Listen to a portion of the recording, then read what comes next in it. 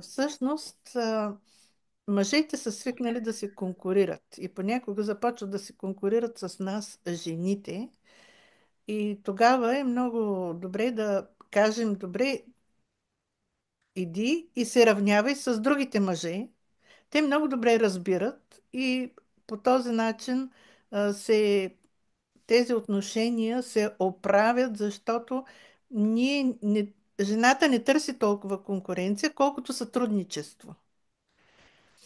И когато се постави на обсъждане един въпрос, мъжете, другото, което е, трябва да се научат да слушат. Аз много често казвам на моя мъж, сега ти ще ми бъдеш приятелка. И той знае, трябва само да слуша, аз започвам да говоря, чувам се отстрани и накрая даже сама си вземам решение.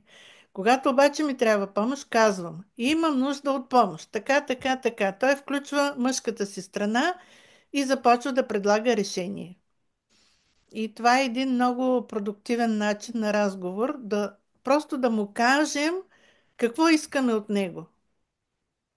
Искам да ме посъветваш. Искам да ми помогнеш. Искам да ме изслушаш. Защото жената има нужда това нещо да излезе от нея. Иначе я задушава. За... И понякога, аз, да, даже съм споделяла, нали, имам нужда да споделя с теб, но не искам съвет. Даже и по този начин. Мисля, може Да, понякога да не искаме съвета, просто да бъдем изслушани. да, да излезе от тебе. Да, Мгм. той живее там някъде си и те тормози. И в главата непрекъснато мислите започват даже, става тълпа, почват да си пречат една друга.